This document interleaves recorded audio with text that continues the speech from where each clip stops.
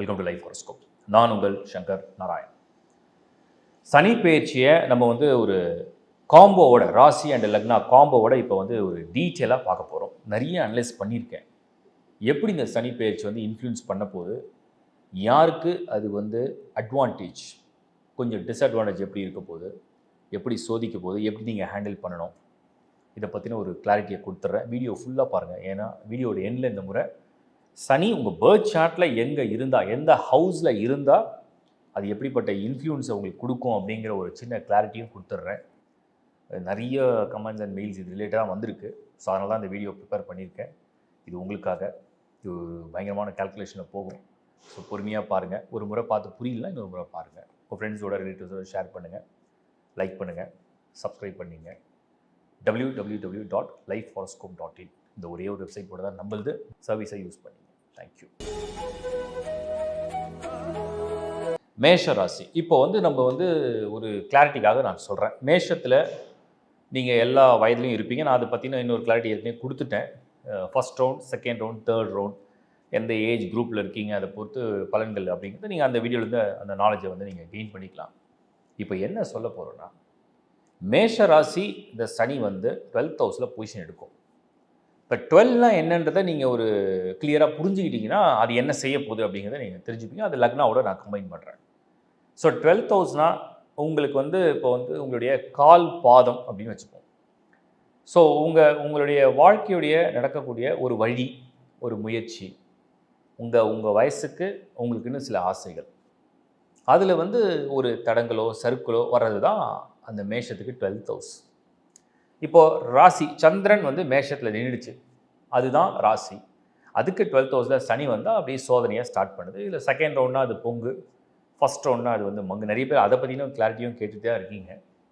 உங்கள் ஜனன ஜாதகத்தில் சந்திரனுக்கு முன் வீடு சனி இருந்துடுச்சுன்னா அதுவே பிறக்கும் பொழுதே 7 சனி. ஸோ அது ரஃப்லி அந்த கால்குலேஷன் தான். அது நீங்கள் பர்த் சார்ட்டை பார்த்தா தான் புரியும். அதை பற்றின கிளாரிஃபிகேஷன் ஒரு வீடியோ ஆல்ரெடி கொடுத்துருக்கேன். அதை பார்த்தீங்கன்னா புரிஞ்சிடும். இப்போது நம்ம இதை எப்படி லக்னத்தோட நம்ம பொறுத்தது, ஃபஸ்ட் நீங்கள் புரிஞ்சிக்க வேண்டியது, மேஷ ராசிக்கு சனி தசை நடக்கிற வாய்ப்பு இருக்கா, சனி தசை நடக்குமா அப்படிங்கிறத நம்ம உறுதிப்படுத்திடலாம். எப்படி அதை உறுதிப்படுத்துறது? நீங்கள் பிறந்திருந்தால் அஸ்வினி, இல்லைனா பரணி, இல்லைனா நீங்கள் கார்த்திகை நட்சத்திரம் முதல் பாதம். சப்போஸ் நம்ம அஸ்வினின்னு வச்சுப்போம். நீங்கள் சுக்கிர தசையை கம்ப்ளீட் பண்ணியிருக்கணும். ரஃப்லி ஒரு 22 இயர்ஸ் வரைக்கும் சுக்கிரன். அப்புறம் சூரிய சந்திர அங்காரகன், அதாவது செவ்வாய், அது ஒரு 23 இயர்ஸு. ஸோ சுக்கிரன் ஒரு 22, இது ஒரு 23, 45 ரஃப்லி 45 வயசு வரைக்கும் இதுவே போகும். அதுக்கப்புறம் ஒரு 18 வருஷம் ராகு வந்துடும். கிட்டத்தட்ட ஒரு 60, 63. அப்புறம் குரு தசை ஒரு 16 வருஷம். அப்போ அது ஒரு 16 ஆட் பண்ணிங்கன்னா 73, 71, 80 வயசு வரைக்கும் அஸ்வினி நட்சத்திரத்தில் யாராவது பிறந்தீங்கன்னா சனி தசை தோராயமாக 80 வயதில் தான் வரும். ஸோ இப்போ பரணியில் பிறந்திருந்தால் இன்னும் கொஞ்சம் ஏர்லியாக வர்றதுக்கு சான்ஸ் இருக்குது. உதாரணத்துக்கு நீங்கள் பரணி நட்சத்திரம் பாதம் 1, 2, 3, 4 நம்ம ஒரு மிடில் வச்சுப்போம். ஸோ ஒரு 10 இயர்ஸ் சுக்கிர தசைன்னு போட்டோன்னா 70 வயசில் சனி தசையை சந்திப்பீங்க. கார்த்திகை நட்சத்திரமாக இருந்தீங்கன்னா, கார்த்திகை 1வது பாதம் மேஷராசியாக நீங்கள் இருந்தீங்கன்னா சனி தசை ஒரு 50 வயசில் வந்துடும். தோராயமாக ஒரு 50ல் நீங்கள் ரீச் பண்ணுவீங்க. என்ன காரணம்னா, உங்களுக்கு சுக்கிர தசையை நான் கட் பண்ணிடுறேன், அவ்வளோதான் கால்குலேஷன். அப்போ ஒரு 50லேருந்து 60 அந்த ரேஞ்ச் அது. இப்போது இது முதல்ல உங்களுக்கு ஒரு கிளாரிட்டிக்காக கொடுத்துட்றேன். சப்போஸ் நீங்கள் 20ஸ்ல இருக்கீங்க, 30ஸ்ல இருக்கீங்க, 40ஸ்ல இருக்கீங்கன்னா சனி தசை சந்திக்கிற வாய்ப்பு இல்லை. இது ஃபஸ்ட்டு கிளாரிட்டி. ரெண்டாவது, நீங்கள் மேஷ ராசி, சனி வராரு, சோதிக்கிறாரு, அதை பண்ணுறாரு, இதை பண்ணுற எல்லாம் ஓகே. பட் ஒருவேளை நீங்கள் சனிக்கே ஃபேவரான லக்னமாக இருந்தீங்கன்னா, இப்போ சனியே உங்களுக்கு நல்ல பலன் தான் தருவார். யோகர், அவரே பாக்கியாதிபதி, அவரே தசம கேந்திராதிபதி, அவரே யோக கிரகம் அப்படின்னு வந்துட்டா இந்த அளவுக்கு தொல்லை இருக்காது. அதாவது கொஞ்சம் அலைச்சலோ இல்லை தொல்லையோ இல்லை கொஞ்சம் வருத்தமோ இருந்தாலும் கடைசியாக எடுக்கிற முயற்சியெல்லாம் சக்ஸஸ் கொடுக்கும். அப்போ என்னென்ன லக்னத்துக்கு அது ஃபேவராக இருக்கும் அதை தான் நம்ம முதல்ல எடுத்துக்கிறோம். சனிக்கு உகந்த லக்னங்கள் என்ன? நம்பர் 1 ரிஷபம் தான். ரிஷபத்துக்கு தான் சனி முழு முதற் யோகர். அவரே 9, அவரே 10. 9க்கும் 10க்கும் அதிபதி அவர் தான். ஸோ சனி உங்களுக்கு தர்ம கர்மாதிபதியான யோகத்தையும் அந்த ரிஷபத்துக்கு தான் தராரு. டிஃபால்ட்டாக அவரே 9 and 10 ரெண்டுத்துக்கும் அவர் தானே அதிபதி. அடுத்தது பார்த்தீங்கன்னா துலாம் 4 and 5 அதுக்கு துலாம். இந்த 2 தான் வந்து முழுமையாக சனி வந்து யோகத்தை கொடுக்கக்கூடிய ஒரு அமைப்பு தருது. மற்றதெல்லாம் பார்த்தீங்கன்னா, இப்போ மிதனம் எடுத்துக்கலாம், கன்னி எடுத்துக்கலாம், மகரம், கும்பம் இதெல்லாம் வந்து மிதமான யோகர் தான். கெட்டவர் இல்லை. இது இரட்டைப்படை வீடுகள்னு ஒரு இரட்டைப்படையெல்லாம் சனி வந்து 2 ஹவுஸ்க்கு இன்ஃப்ளூயன்ஸ் பண்ணுவார். இப்போ உதாரணத்துக்கு மிதனம் எடுத்திங்கன்னா அவரே 8க்கும் அதிபதியாக இருப்பார், அவரே 9க்கும் அதிபதியாக இருப்பார். பட் லக்கிலி அவர் லார்ட் ஆஃப் 9ஆக இருக்கிறதுனால அதிக கெடுதலை செய்கிறதுல சப்ஜெக்ட் டு உங்கள் ஜனன ஜாதகத்தில் சனி எங்கே பொசிஷன் எடுத்திருக்கு.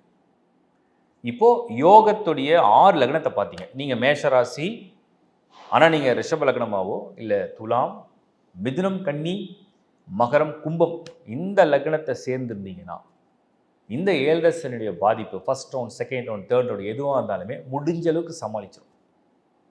இதுலேயும் உங்கள் பர்த் சார்ட்டில் ஜனன ஜாதகமில் அந்த சனி வந்து ஒரு நல்ல டிகிரியில், ஒரு நல்ல ஹவுஸில், நல்ல வீடில், ஒரு நல்ல ஸ்தானத்தில், ஒரு நல்ல கிரக சேர்க்கையில், ஒரு நல்ல கிரக பார்வையில் அது அழகாக இருந்ததுன்னா வக்ரம்லாம் அடையாமல் டெஃபினட்டாக முடிஞ்ச அளவுக்கு நல்ல ரிசல்ட்டை கொடுத்துரும்.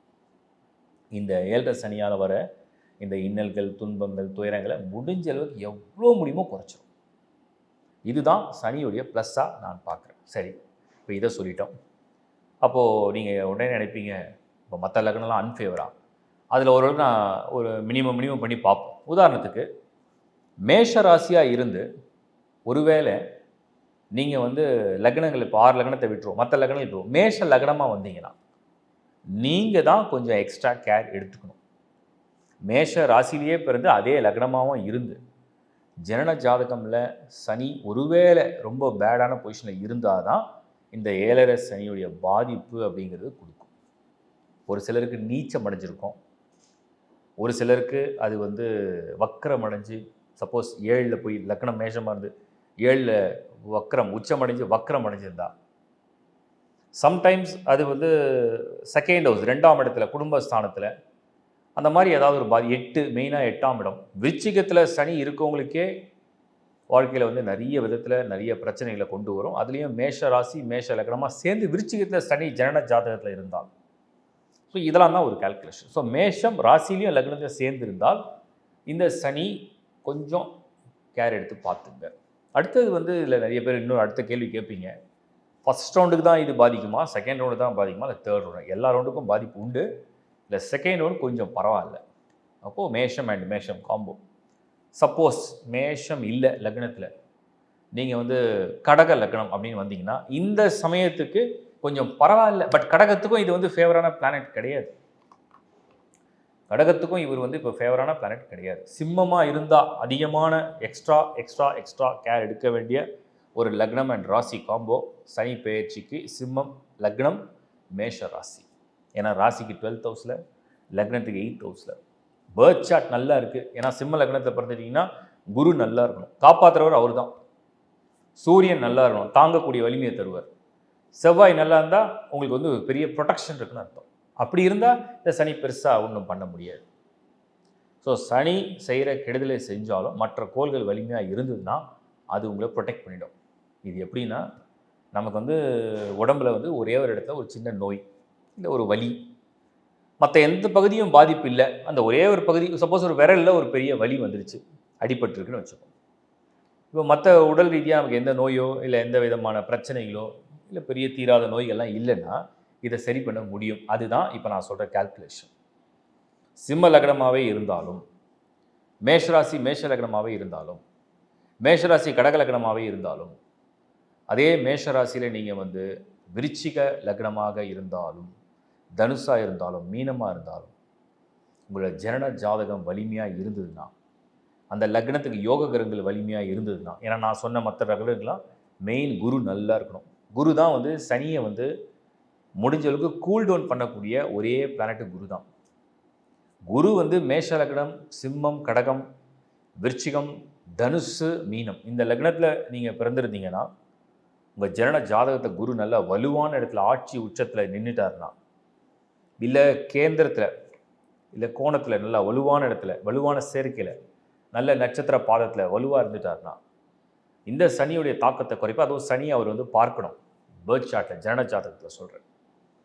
அப்படி இருந்தால் அந்த சனியோடைய பயிற்சியை பற்றி பெரிய அளவில் மேஷராசிக்காரர்கள் பயப்பட வேண்டாம். ஒரு கிளாரிட்டிக்காக தான் நான் சொல்கிறேன். சப்போஸ் பர்த் சார்ட்டில் நீங்கள் ஒவ்வொரு லக்னத்துக்கும் அந்த லக்னாதிபதி வலுவாக இருக்காரான்னு பார்க்க கற்றுக்கணும். கடகத்துக்கு சந்திரன் எப்படி இருக்கார்? ஏன்னா மேஷராசினா கடகனா டிஃபால்ட்டாக சந்திரன் மேஷத்தில் இருப்பார். சிம்ம லக்னத்தில் பிறந்து சந்திரன் எப்படி இருக்கார்? சூரியன் எப்படி இருக்கார்? லக்னாதிபதி சூரியன் எப்படி இருக்கார்? விருச்சிக லக்னத்தை பார்த்தா செவ்வாய் எப்படி பொசிஷன் எடுத்திருக்கு? தனுசு மீனமாக இருந்தால் குரு எப்படி பொசிஷன் எடுத்துருக்கு? இதுதான் மெயின். இதை பேஸ் பண்ணி தான் உங்களுக்கு இந்த சனி பேச்சோட பலன்களை வந்து ஸ்கோர் அது ஏறுதா இறங்குதான்ற ப்ரிடிக்ட் பண்ண முடியும். அதுக்கப்புறம் நான் சொல்லிட்டேன் சனி தசை எந்தெந்த வயசில் இருக்கும்னு உங்கள் நட்சத்திரத்தை பேஸ் பண்ணி அதை ரஃபாக நீங்கள் கால்குலேட் பண்ணிக்கலாம். அதே மாதிரி ஜனன ஜாதகமில் யாருக்கு வந்து மேஷராசியில் பிறந்து 12th ஹவுஸில் உங்களுக்கு வந்து மீனம் அப்படிங்கிற வீடு இருக்கு இல்லையா, மேஷத்துக்கு 12th ஹவுஸ், அந்த இடத்துல பர்டிகுலராக ஏதாவது ஒரு பிளானட் ஃபில் ஆகி அதில் தான் இப்போ சனி வரப்போகுது. அவங்க தான் கொஞ்சம் இன்னும் கூடுதல் விழிப்புணர்வு. மற்றவர்கள் பெரிதளவில் மேஷத்தை பற்றி கவலைப்பட வேண்டிய அவசியம் இல்லை. இதுதான் கால்குலேஷன். இப்போ இதுக்கு என்ன நிறைய பேர் வந்து இது என்ன பண்ணால் இதை வந்து சமாளிக்கலாம் அப்படின்னு கேட்டிங்க. நிறைய மெசேஜாக தான் வந்தது. என்னை பொறுத்த வரைக்கும் ஒரு பிளானட் வந்து நமக்கு 12th ஹவுஸில் பொசிஷன் எடுக்குதுன்னு சொன்னோம்னா நமக்கு பின்னாடின்னு அர்த்தம். இப்போ நம்ம கண்ணுக்கு முன்னாடி நமக்கு பின்னாடி என்ன நடக்குதுன்னு தெரியாது. அதான் சனி 12th ஹவுஸ்னால் அது நமக்கு பின்னாடி நிற்குதுன்னு அர்த்தம். பிடிச்சி தள்ளி விடலாம், காலை வாடுறது, முதுகில் குத்துறது, துரோகம் பண்ணுறது, இதெல்லாம் தான் சனி 12th ஹவுஸில். அப்படின்னா அந்த மாதிரி நபர்கள் கிட்ட வராங்கன்னு அர்த்தம். ஸோ உங்களுக்கு முன்னாடி ஒரு பார்வை இருக்குன்னா பின்னாடியும் ஒரு பார்வை இருக்கணும். என்ன நடக்குதுன்னே தெரியாமல் ஒரே ட்ராக்கில் போகக்கூடாது. சுற்றிலும் ஒரு பார்வை, ஒரு விழிப்புணர்வோடு இருந்தீங்கன்னா இதை நீங்கள் சமாளிக்க முடியுன்றது என்னுடைய கருத்து. ஸோ மேஷராசி நிறைய பேர் கேட்டதுனால இந்த டீட்டெயில் கிளாரிஃபிகேஷன் கொடுத்துருக்கேன். அநேகமாக உங்களுக்கு இந்த தெளிவு கிடைச்சிருக்கும்னு நினைக்கிறேன். தேங்க்யூ. இப்போ வந்து சனி வந்து நம்ம ஒரு ஜென்ரலாக இந்த ராசி லக்னம் காம்போ நீங்கள் பார்த்துட்டீங்க. பட் ஆனால் உங்கள் பர்த் சார்ட்டில் என்றைக்காவது நீங்கள் வந்து ஒவ்வொரு சனி பெயர்ச்சிக்கும் இந்த பலன்களை நோட் பண்ணாலும் கூட உங்கள் பர்த் சார்ட்டில் சனி எங்கே இருக்குன்னு என்றைக்காவது நோட் பண்ணியிருக்கீங்களா? அது மேஷத்தில் இருந்தால் நீச்சம், ரிஷபத்தில் இருந்தால் பரவாயில்ல. பட் ரிஷபம் கூட நல்ல இடம்னு சொல்ல முடியாது, பட் பரவாயில்ல. மிதுனத்தில் அது ஓகே. கடகத்தில் இருந்தால் சில பேருக்கு ஹெல்த்து ட்ரபிள் கொடுக்கும். சிம்மத்தில் இருந்து தான் சனி சிம்மத்தில் நின்றுடுச்சுன்னா அவங்களுக்குலாம் பார்த்தீங்கன்னா ஹெல்த்தில் வயிறு, செஸ்ட்டு ரிலேட்டடான இஷ்யூஸ் கொண்டு வரும். சனி வந்து கண்ணியில் இருந்ததுன்னா எதிரிகளை வீழ்த்துறது, மற்ற விஷயங்கள் நல்லாயிருக்கும். பட் சில பேருக்கு அந்த வாதம், உடல் வலி சம்மந்தப்பட்டது, ஸ்பைனல் கார்டு சம்மந்தப்பட்ட ஹெல்த்தை கொடுக்கும், ட்ரபிள். சப்ஜெக்டும் அவங்களோட லக்னத்தை பொறுத்து. பட் பர்த் சார்ட்டில் சனி எங்கே இருக்குன்னு நான் விஷயத்தை சொல்கிறேன். துலாமில் சனி வந்து உச்சம். பட் அது வந்து நல்லதா அப்படின்னு கேட்டிங்கன்னா, பொதுவாக அசுபகிரகமான சனி உச்சம் அடைந்து ஆயுளுக்கு மட்டும் நல்லது. ஒரு விடாமுயற்சி, ஒரு போராடுற குணம், இதெல்லாம் நல்லது. விருச்சிகத்தில் சனி இருக்கிறது அவ்வளவு நல்ல விஷயம் இல்லை. விருச்சிகத்தில் சனி இருந்தால் நம்ம பிறவிலே வந்து ஏதோ சில கஷ்டங்களை வந்து ஃபேஸ் பண்ணுறோம் அப்படிங்கிறது அது காமிக்குது. தனுரில் வந்து சனி இருந்தால் நல்ல பக்தன், சமூக சேவை செய்யறதுக்கு உகந்தது. மகர சனி உழைப்பால் உயரக்கூடிய உத்தமர், ஆட்சியில் இருப்பார், பலமாக இருப்பார். கும்பத்தில் சனி வியாபாரம், தொழில், போக்குவரத்து, இதெல்லாம் நல்லா இருக்கு. மீனத்தில் சனி வந்து பம்பரமாக சுற்றுவாங்க, நிறைய முயற்சிகளையும் எடுப்பாங்க. அதில் பாதி ப்ளஸ் பாதி மைனஸ் எல்லாம் மிக்ஸ்டு. இப்போ உங்கள் ஜனன காலத்தை சனி எங்கே இருக்குன்னு நீங்கள் நோட் பண்ணணும். அதில் பர்டிகுலராக இந்த டைமில் யார் வந்து அதை வந்து பர்டிகுலராக நோட் பண்ணணும் அப்படின்னு கேட்டிங்கன்னா, மீனத்தில் சனி இருக்குது அப்படின்னா, ஏன்னா இப்போ மீனத்தில் தான் திருப்பி சனி வரப்போகிறார். ஸோ அவருடைய பொசிஷன்லேயே அவர் வரப்போகிறாருன்னு அர்த்தம். அப்புறம் மீனமில் வேறு ஏதாவது கிரகங்கள் இருக்குது அப்படின்னா, உங்கள் சார்ட்டில் வந்து இந்த டோட்டல் ஹாரோஸ்கோப்பில் நீங்கள் ஒரு ஹாரோஸ்கோப் பார்க்குறீங்க, ராசி சக்கரம் பார்க்குறீங்க அப்படின்னா, நேட்டல் சார்ட்டில் இந்த பாக்ஸ் 12 ஹவுசஸில் லெஃப்ட் சைடு கார்னர் டாப்பு, அதாவது மேலே லெஃப்ட் சைடில் கார்னர் டாப்பில் அந்த பர்டிகுலர் பாக்ஸில் ஏதாவது ஒரு பிளானட் ஃபில் ஆயிருந்தால், அது சந்திரனாக இருக்கலாம், செவ்வாய் இருக்கலாம், சூரியனாக இருக்கலாம், ஒருவேளை புதனாக இருக்கலாம், சுக்கிரனாக இருக்கலாம். மார்ச் மாதம் பிறக்கிறவங்களாம் புதன் சுக்கிரன் வர வாய்ப்பு இருக்குது. சூரியன் வந்து உங்களுக்கு தெரியும் தை, மாசி, பங்குனி மாதத்தில் தமிழில் பிறந்தீங்கன்னா சூரியன் வந்து மீனத்தில் இருக்கும். அப்போ அந்த மாதிரி ஒரு கால்குலேஷனில் சொல்கிறேன். அப்படி ஏதாவது ஒரு பிளானட் பர்டிகுலராக மீனமில் அந்த லெஃப்ட் சைட் டாப்பில் கார்னர் பாக்ஸில் இருந்ததுன்னா அதே இடத்துக்கு தான் சனி பொசிஷன் எடுக்குது. அப்படி சனி வந்து அந்த ஹவுஸில் வரும்போது தான் இதுதான் நான் சூப்பர் இம்போஸ் பண்ணி பார்க்க சொல்கிறது. ஸோ உங்கள் பர்த் சார்ட் இப்படி இருக்குன்னா அந்த லெஃப்ட் சைட் கார்னரில் என்ன பிளானட் ஃபில்லாக இருக்கோ அங்கே தான் சனி போய் ப்ரெஷர் கொடுக்கும். அந்த பர்டிகுலர் பிளானட்டை போய் ஒரு அழுத்தம் அது கொஞ்சம் டிஸ்டர்ப் ஆகும். அந்த பர்டிகுலர் பிளானட்டுடைய அந்த கிரகத்துடைய தன்மையை அது வந்து திடீர்னு ஒரு ஃபோர்ஸ்ஃபுல்லாக செய்ய ஆரம்பிக்கும். இதுக்கு தான் நீங்கள் சில ரெமெடிஸை ஃபாலோ பண்ணிக்கணும். பட் அது ரெமெடி வந்து இண்டிவிஜுவலுக்கு மாறிட்டே இருக்கும். அது நம்ம அப்படி பிளைண்டாக சொல்ல முடியல. பட் பிரார்த்தனை அவசியம், வழிபாடு அவசியம், தான தர்மம் அவசியம். சனியை வந்து கூல் பண்ணுற விஷயங்களை நான் நிறைய அனலைஸ் பண்ணி பார்த்தேன்.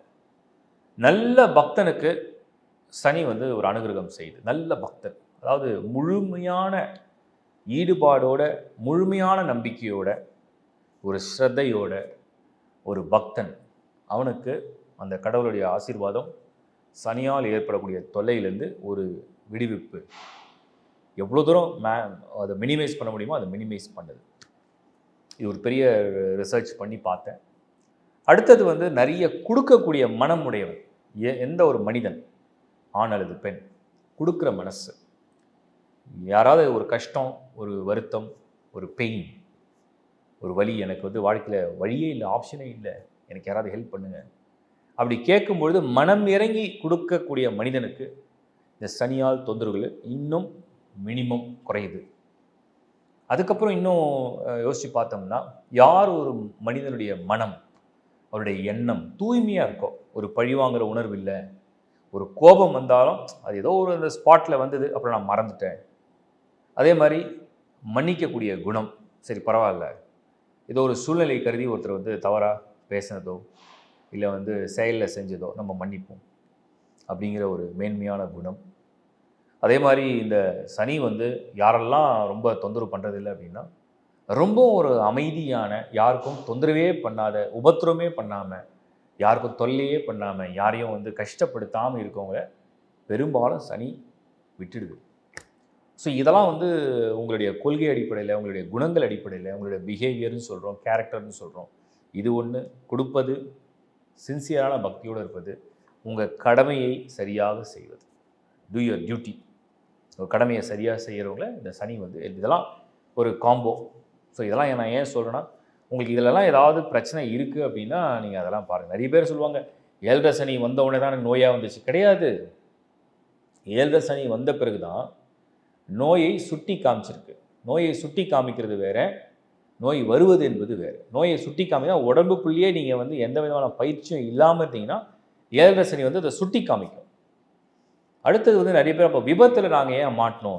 நிறைய பேர் கேட்ட காமனான கொஷின், விபத்தில் போய் நாங்கள் மாட்டியிருக்குமே, அப்போ 7.5 சனி ஏன் எங்களை பண்ணிச்சுன்னா, நீங்கள் உங்களோட டிரைவிங் ஸ்டைல் ஒன்று இருக்கும். இப்போ ரிஸ்கே எடுக்காமல் ரொம்ப சேஃபாக ட்ரைவ் பண்ணுறவங்க சில பேருக்கு அந்த ஸ்கில் இருக்குது. யாருக்கும் ஆபத்து விளைவிக்காமல் ரொம்ப அமைதியான முறையில், ரொம்ப பாதுகாப்பான முறையில் ஒரு நீட் அண்ட் க்ளீன் ஒரு டிரைவிங் ஸ்கில் இருந்ததுன்னா அவங்களுக்கு எல்லா காலத்துலேயுமே அதை அவங்கள காப்பாற்றும். யார் ஒருத்தர் கொஞ்சம் ஜிக்ஸாகாக, கொஞ்சம் இஷ்டத்துக்கு எதையுமே ஒரு பெரிய ரூல்ஸையோ எதையோ மதிக்காமல் அவங்கவுங்க போக்கில் இருந்தாங்கன்னா, இந்த சமயம் வரும்போது அது கரெக்டாக ஆபத்தை கொண்டு வரும். இவ்வளோதான் விஷயம். ஸோ இந்த புரிதலோடு உங்களை செல்ஃபாக யாருக்கெல்லாம் பாதிப்பு இருக்கோ கரெக்ட் பண்ணிக்கங்க, அதுவே கரெக்ட் ஆகிடும். இதுதான் நான் உங்களுக்கு டீட்டெயிலாக சொல்ல விரும்பினது. மீண்டும் ஒரு முறை ஒரு நல்ல வீடியோவில், கண்டென்ட்டில் சந்திப்போம். Is bye from Shankar Narayan. வணக்கம்.